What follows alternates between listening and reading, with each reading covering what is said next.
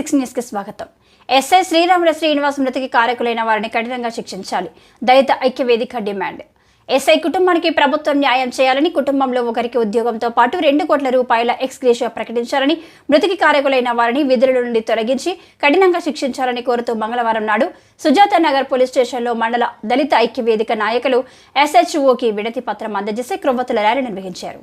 ఈ సందర్భంగా దళిత ఐక్య వేదిక నాయకులు మాట్లాడుతూ ఈ ఘటనపై ముఖ్యమంత్రి, జిల్లా మంత్రులు స్పందించాలని, సిట్టింగ్ జడ్జితో న్యాయ విచారణ జరిపించాలని, ఎస్ఐ శ్రీరాములు శ్రీనివాస్ 25 రోజుల కిందటనే తను ఎదుర్కొన్న వివక్ష, వేధింపులపై ఉన్నతాధికారులకు తెలిపారని, వారు సరైన సమయంలో స్పందించకపోవడం వల్లే ఆత్మహత్య చేసుకున్నాడని, సీఐతో పాటు కొందరు కానిస్టేబుల్ వేధించిన తీరు వల్లే మనస్తాపానికి లోనై ఆత్మహత్య చేసుకున్నాడని, పోలీస్ శాఖలో జరుగుతున్న కుల వివక్ష, వేధింపులపై ప్రక్షాళన చేపట్టాలని, చట్టాలు అమలు చేసే స్థానాల్లో ఉన్న పోలీసుల శాఖలో ఈ వివక్ష కొనసాగితే సాధారణ దళితుల పరిస్థితి ఏంటని, ఇలాంటి ఘటనలు రానున్న కాలంలో పునరావృతం కాకుండా ప్రభుత్వం తగిన చర్యలు చేపట్టాలని కోరారు.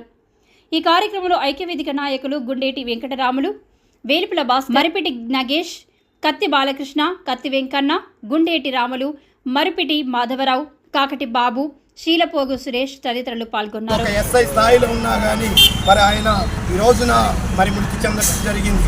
మరి ఆయన సూసైడ్ చేసుకున్న విధానాన్ని బట్టి చూస్తే ఆయన ఎంత వివక్షకు గురైందో మనందరం కూడా అర్థం చేసుకోవాల్సిన పరిస్థితి ఉంది.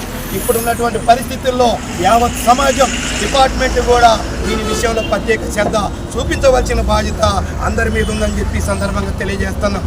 మరి ఆయన మృతికి కారకులైనటువంటి ఎంత పెద్ద స్థాయి అధికారినైనా కానీ మరి చట్టపరంగా మరి విచారణ చేసి కఠినంగా శిక్షించాలని చెప్పేసి మరి సుజాత నగర్ మండలం దళిత ఐక్య వేదిక తరఫున నేను డిమాండ్ చేస్తామన్నా.